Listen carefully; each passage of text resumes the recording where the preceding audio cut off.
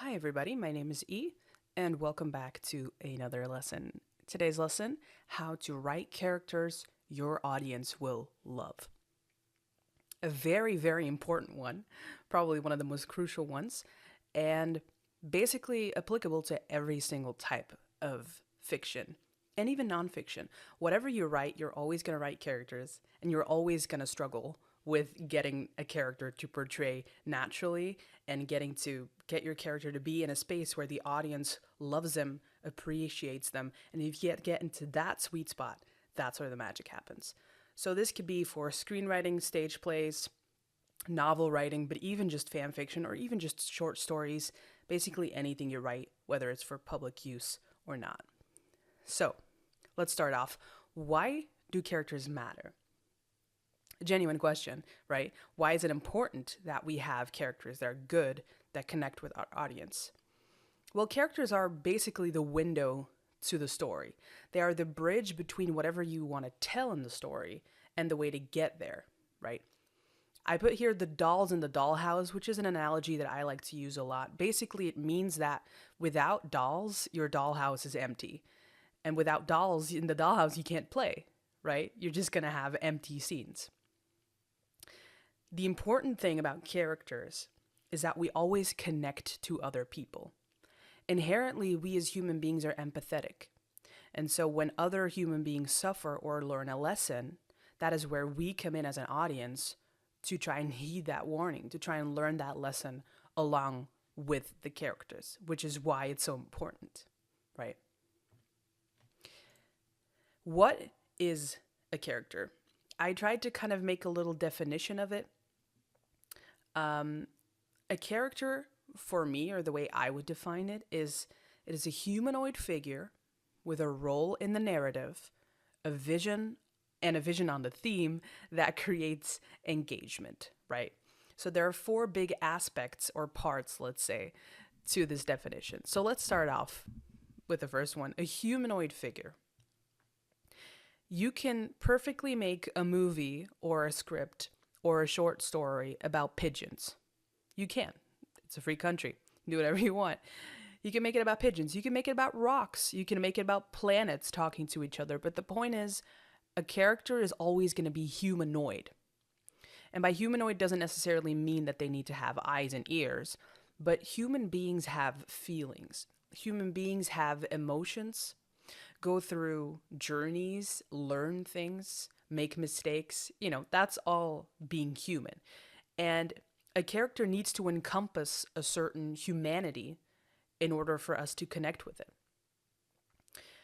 A role in the narrative is more, you know, yes, your main characters are at a cafe and they can run past a table where there's three people sitting there and talking. Technically, these are characters, these are people that are in the story, but they don't serve a role in the narrative, right? A character, as in a character that we connect with, needs to have a concrete role in it. I'm going to expand on that in a little bit. A vision on the theme. This is an important one and one that people generally kind of forget about. When we think about a character, let's say in a movie, right? A movie always has one or usually more, but there's usually one big one, a theme, right? What is your movie about? Yes, your movie can be about pigeons, but what is your movie really about? And that's a question that I personally have had, and it's a hard question to get if you haven't thought about it yet. If you have a story to tell, that means you have kind of like a moral to tell within the story. One of the themes, for example, for the actress series of the Foster Audios that I did was fame and how people handle fame. A vision on the theme and a character doesn't mean that every single person needs to have an opinion on the theme, but it does mean that people within your story kind of carry a piece of it. You know, you have Foster, for example, who is very, struggling with fame. She has moments where she appreciates it. She has moments where she kind of hates it, kind of a love-hate relationship. And then when it comes to Foster's partner, they are much more hesitant. They are much more fame is bad. Fame has only gotten us horrible things. And so your characters they can't all think the same thing about your theme, right? Does that make sense? Everyone needs to have kind of a different aspect of it. So to make it like a round story, right? And then the final part of it that creates engagement, right? I'm also going to expand on that in a little bit, but engagement basically means that you need to have some type of reaction as an audience to the character that you're creating. If an audience is extremely indifferent towards a character, that's where the issue lies, right? Engagement can mean you love it. Engagement can mean you absolutely hate the character. That's also fine. Fine, as in that also makes a good character. But if nobody really cares about your character, that's kind of where the issue lies. A character, besides the definition that I just talked about, is also defined by a few parameters. And this is where we get into kind of the nitty gritty of a character. If you want to do it right, and this kind of depends on everybody, I generally don't tend to do this, but people who want structure and who love structure, and I know there's people out there who do, this is very much something that is good to kind of see beforehand before you start writing a character, right? The first aspects, the first 2 points are kind of inherently linked. This is something that people talk a lot about, which is want versus need. If you have had one single like writing class or anything, want and need is definitely terms that you know. There have been entire books written about this. But what does the character want and what does the character need are two of the most important things to know. And the big difference between the two, which is an important one, is that want is an external thing. Need is an internal thing. This doesn't have to be one thing, but obviously, if you're going to work with characters in like movies and stuff who don't have a lot of screen time, this is going to turn into something one-dimensional. A want externally can be something materialistic, can be something like, say, you have a character who really wants to graduate. You have a character who wants to open up a bar.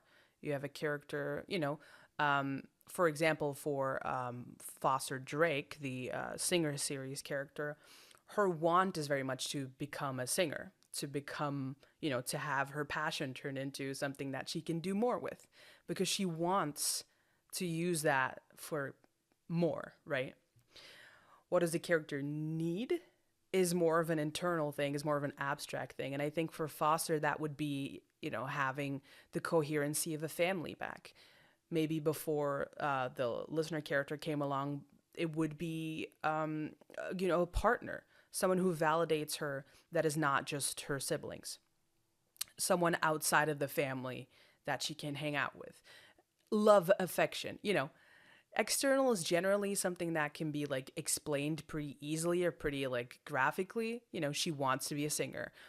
Mia wants to have her own restaurant. Mia wants to work in a kitchen. Taiki, the listener character, she wants to kind of, how should I put that? I think she kind of just wants to belong somewhere in like the weird sense. But the need is a need for validation, the need for her mother to, apologize to her need for a connection with her sister. Does that make sense? Okay. Then we go on to the weaknesses, right? There's a lot of people in like writers blogs and stuff that you have like the three things: want, need, and like flaw. The fatal flaw, sometimes it's also called. The Achilles heel is often also used, which is basically just what is the one true thing. I talked in the fan fiction thing about Superman having kryptonite as, the biggest weakness. Superman has a lot more weaknesses, but we talk about kryptonite because kryptonite is the Achilles heel. Personally for me, and this is because this is just my video, but I think the Achilles heel is kind of, how should I put that? Yes, it is important, especially if you go one dimensional. Like we said, if you have a character whose Want is that they want to open up a nightclub. The need is to prove their brother, who is a successful business owner, that he can also do something. So he needs the validation of his family and stuff, and he also needs his place in the family. But then his Achilles heel is that he's afraid of the dark. So he can't really make a nightclub because he's always afraid to go out alone in the dark. Something like that. Yes, that is technically want, need, and a fatal flaw, but it is very one dimensional. And I fundamentally believe that human beings don't have their one true thing that they're bad at. To me, the Achilles heel just opens up a setup and a payoff, right? The Achilles heel is something that, if you put in the beginning of the story, yeah, but, Gary's afraid of the dark, so what will he ever do? Then you know for a fact as an audience, oh, there's going to be a scene where, that's going to be his Achilles heel and that's going to come forward. And to me, I'm never going to say lazy writing, but it is easy writing. You set up a, a tower of cards and then you knock it down in the end. And it's very predictable. So I fundamentally believe that we need to have weaknesses. We need to not have our big flaw as humans, because humans don't have one big flaw. Humans have little flaws, right? But again, this is just my personal view on this. A lot of books and stuff talk about the fatal flaw. If the story requires your character to have one big flaw, then by all means, put into it. But if you want to make a well-rounded humanoid character, I think we are more than just our one Achilles heel. And then we have, what are the engines, the motivators, right? An engine is a term mostly used in like story. What is the engine of the story? If you have a setup that is, if let's talk about the actress series. The setup of that story is you have an actress and their partner who basically just navigate fame and work and relationships in this weird little town that they call LA. That is in itself a kind of solid engine, because when you hear about it, okay, this show can go on for 100 episodes, 200 episodes, 1,000 episodes, because that there's always going to be story. So the question for the characters that you write is, what is the engine of the character? What keeps the character going, literally? What makes your character get out of bed in the morning? And this can be materialistic, like this can be money, this can be fame, not necessarily something they have to have acquired. On the contrary, this is something that they work for. Could also be that they have, a younger sister to take care of. So that's why they get themselves out of bed to go to work. That's the motivator, that's the engine.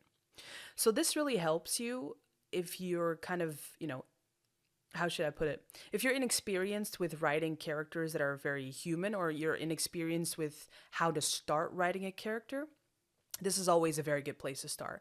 A want, a need, a weakness, weaknesses, and kind of the motivators. What keeps them motivated? Also important is the position within the story that you're writing. Because you can, create a sim, like you can create characters, but you also have to give them a position within the story. Now, this is all kind of, backstage kind of stuff. This is not the kind of stuff people usually see. And this can happen very organically. But if it doesn't happen organically and you want to kind of actively create a story from your characters, you have to kind of understand the position that they take. So you have a protagonist, which is your main character of the story. The character that is going to make the evolution, the character that is going to have the biggest vision on the theme that you want your audience to learn. Then we have a deuteragonist, a tritagonist. These are number 2, number 3. These are the Ron and the Hermione of your universe, right? Number 2, number 3. I think for the actress series, that would be Listener and then Sophia, I'm guessing. Singer series, that would be Blue as a deuter, obviously. And then I'm guessing Mia would be number 3, maybe AJ later on. It kind of depends. And then you have an antagonist. Now, I put there, antagonist does not equal bad guy. And that is very important. It can be the bad guy, but then it's, you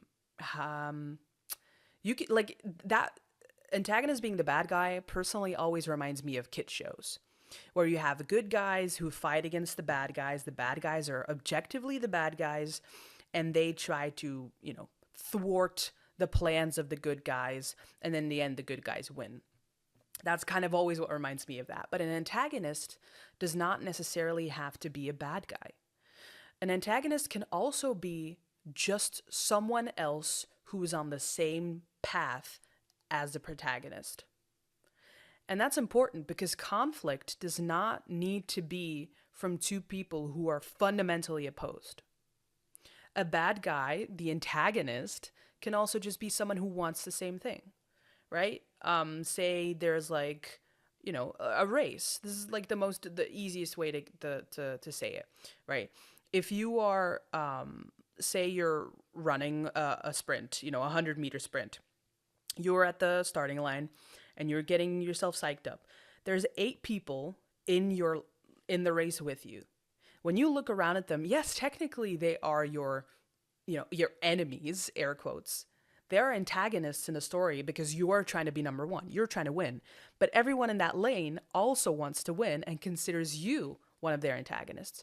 So the best way to describe that is really just someone who also wants the same thing. Antagonists can also be abstract. Doesn't have to be a bad guy like a person. Can be, man versus nature. Movies like Into the Wild, There's no bad guy in there. It's just a guy trying to survive. That's man versus nature. Abstract like a company. I think Resident Evil is like a good example of that. You have the Umbrella Corporation, who are a faceless corporation, and that is the bad guy, the antagonist of the story. So an antagonist can really be a whole lot of things, but it doesn't necessarily have to equate to being the bad guy. But also consider that, the position within the story, yes, you can be protagonist, you can be an antagonist, but you can also, go into the love interest, a guide figure, sidekick, basically anything. There's like a whole list of like positions that you can take that I'm not going to get into today. But that's a good way to kind of start putting your dolls in the dollhouse if you're going to start by creating your dolls first, right? Now let's talk about Save the Cat. Save the Cat is, besides the fact that it's one of the best books on screenwriting, and storytelling, I guess, in general. If you ever want to read one book about storytelling, read Save the Cat by Blake Snyder. That's a really, really good one. But the reason why is not that I'm plugging the book. Save the Cat is actually a screenwriting principle, and I guess by default also a story principle, that I've talked about in the past too. It's the concept of first impressions matter. If we have a scene, which is the first scene in our story, and we see a character save a cat from a tree, then we know, oh, that's the good guy. If we have the first scene in our story and we have a guy that's kicking a dog, which is the opposite of Save the Cat, then we know, oh, that's the bad guy. First impressions, right?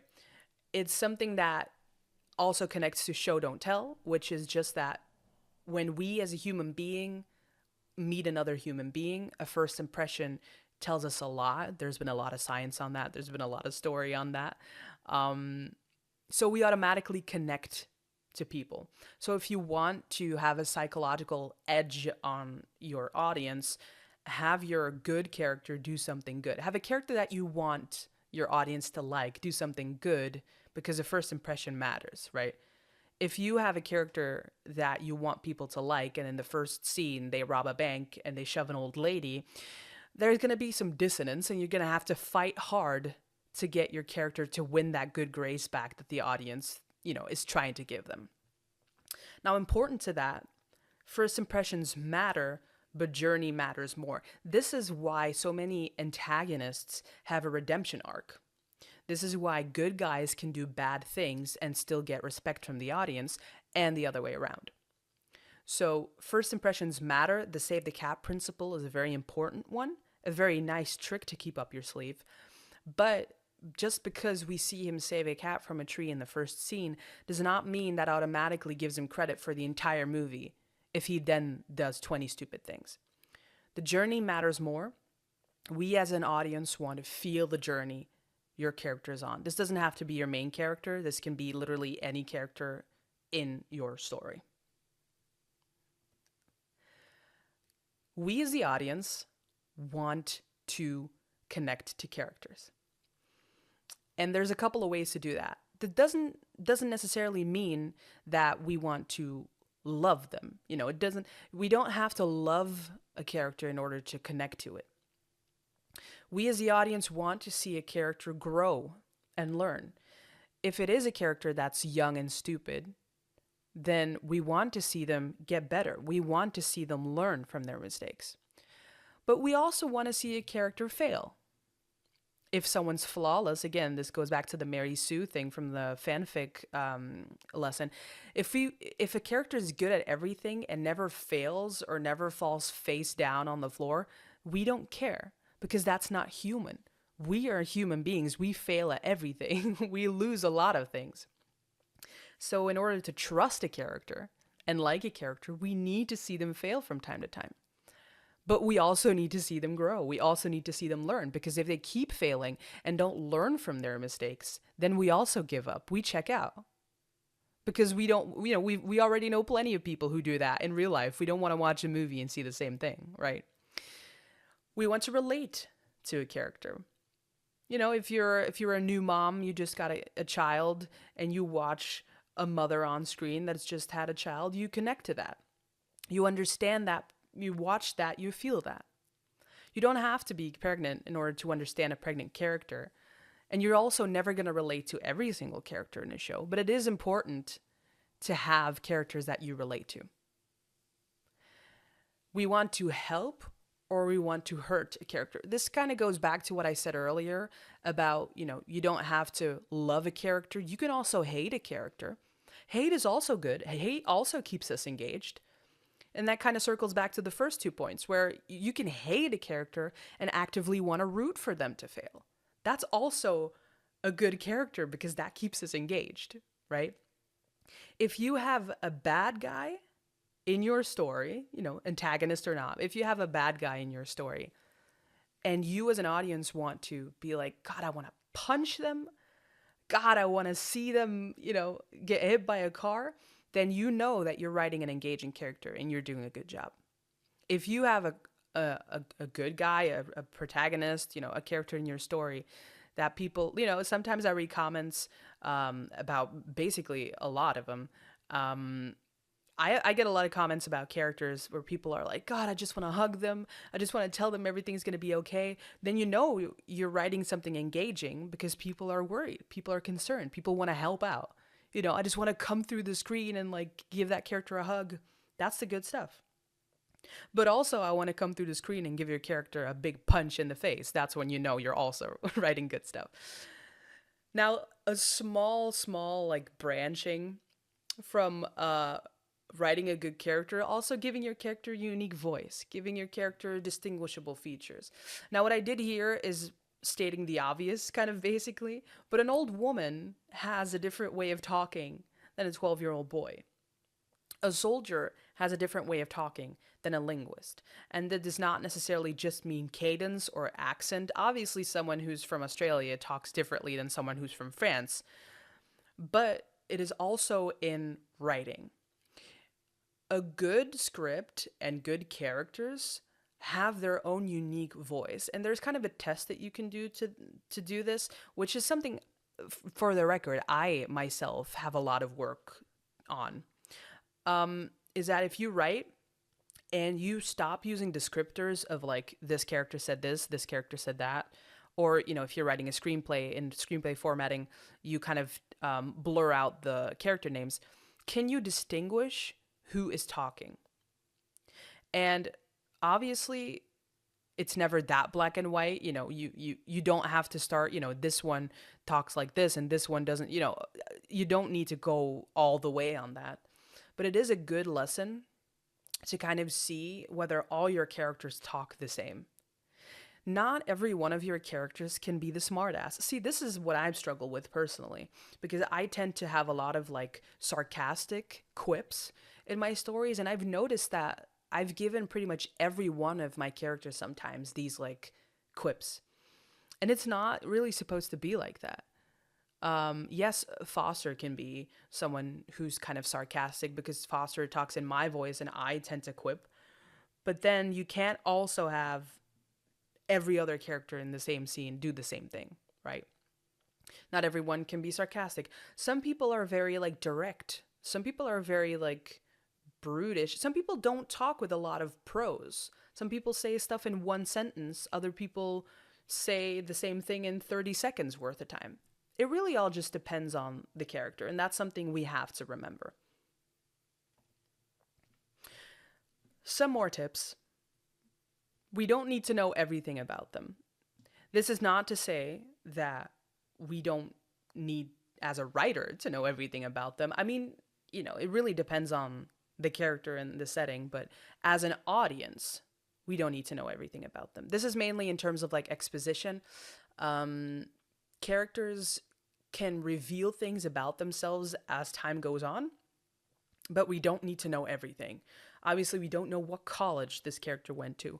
We don't know they got a C in math. We don't need to know. If your story takes place in a post-apocalyptic world, who gives a fuck what grade they got on their English test? That's kind of the thing. We don't need to know everything. We need to know the basics that help us understand the character, that help us sympathize with the character, that help us understand the flaws of the character, whatever it is. So think about what is the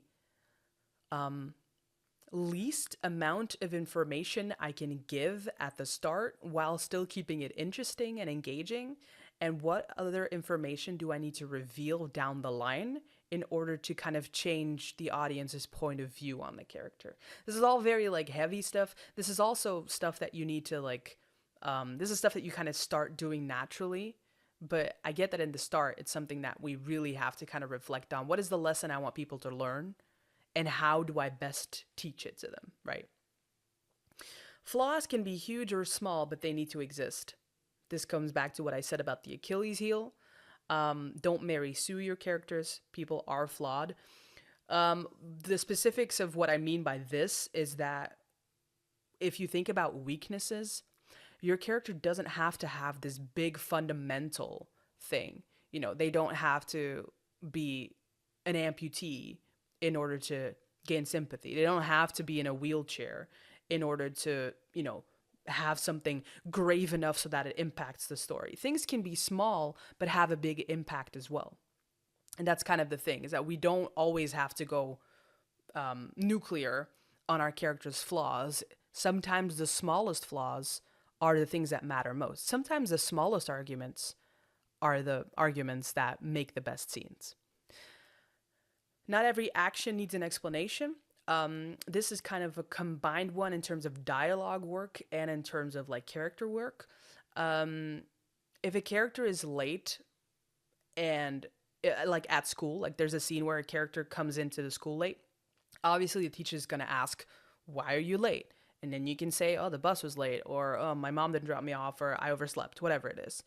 But a character, you don't need to do that for every single thing that the character does.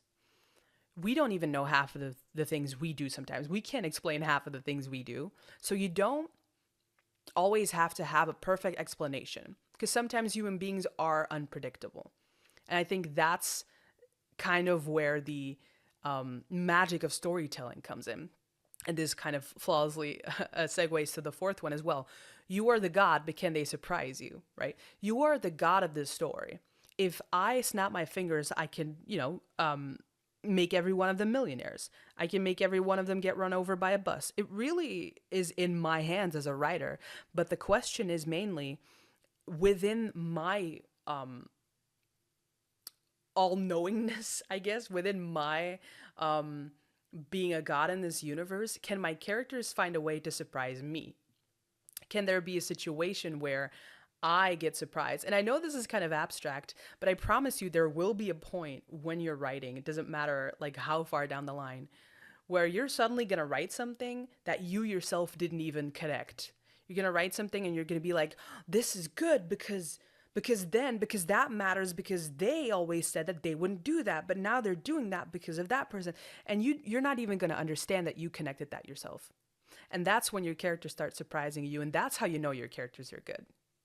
I promise you it'll happen. So, kind of to recap, if you have a character that you're writing and you really want to start the whole kind of create a sim kind of process on it, these are 5 good things to kind of keep in mind. What are their goals? So the want, the need, why did I get out of bed in the morning? Sorry, that's the third one. What are their goals, want, need? What are their flaws? So the weaknesses, the Achilles heels. What keeps them going every day? What is their connection to the theme of the story that you're writing? And I promise you, I'm going to do a whole separate episode on like theme and why it matters, what it is, how we can make it, because it's one of the hardest questions to get as a writer when it comes to a project. And what do you want the audience to think slash feel about them? The last one is kind of a bit meta, but it does kind of matter, because if you have a really good character, but the character is put in the story yet completely detached from the story, that's kind of a red flag, because your characters always need to kind of be connected to the lesson that you're trying to, have the audience learn. And then as a small kind of tag to this, there's this thing called the wallet test. I'm not sure how like universal it is, but it is like an interesting thing to kind of test. Obviously your characters, like I said, all need to have a bit of a difference between them. You can't all have uniform characters that all think the same, all act the same. So if you have some characters, you're trying to kind of distinguish them, or you want to do a test to see how distinguishable your characters really are, there's a scene where your character is walking down the street and in front of them there's a couple walking, and the husband or the man or whatever has a wallet in his back pocket, and the wallet falls out. And the pair keeps going, they don't realize what happened. The character picks up the wallet and there's a huge stack of cash inside. And there's also like, pictures and like an address and something. So you obviously know who the wallet belongs to the man. The man is still there. What is your character going to do? There's a myriad of ways to go about this.